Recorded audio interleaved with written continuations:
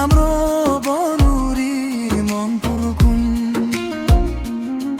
در شب‌های تاریکی تنهایی نامی تو آرامی کنم است. بودی سحر و هستم گیلد رحمتی تو بکنار است. قلبم بست روی آسمان میرود، با ذکری الله نفس میکشم.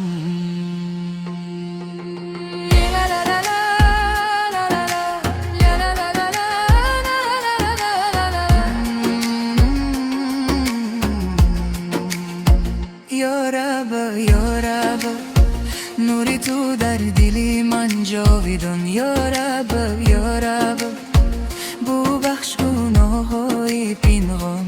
با رحمتی تو زنده، با محبتی تو شدم.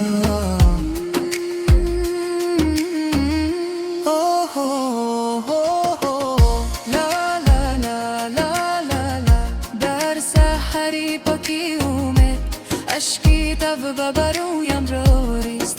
هر خطایی که کردم به درگاهی تو اقرار است. دنیا مثل سایه میگذرد، مال و جا باقی نمیماند. تنها عملی خیر میماند و دلی که با ایمان میتپد. نوری پریان راهنمایم در آیتش شفای جان. با صبر در راهی حق میابم آرامی روان. ای خدا مرا تنها مگذار در فتنه های این زمان. قدم هایم را استوار دار در راه راست اخیران. اگر رفتم دستم را بگیر، با لطفی خود بردارم کن. در روزی سختی ایسا مرا زیر سایه ارشد جای کن.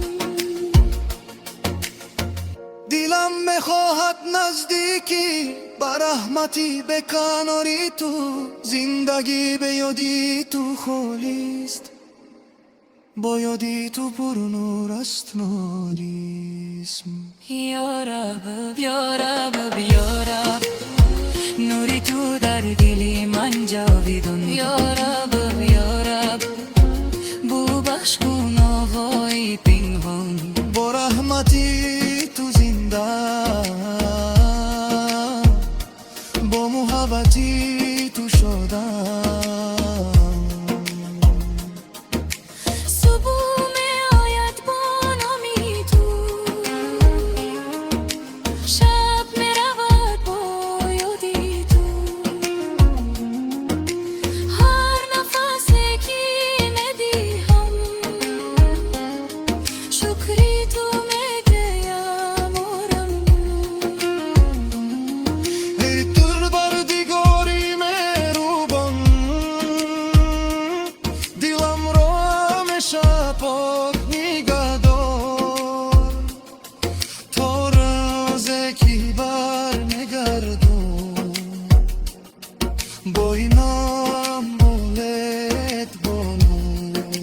یا رب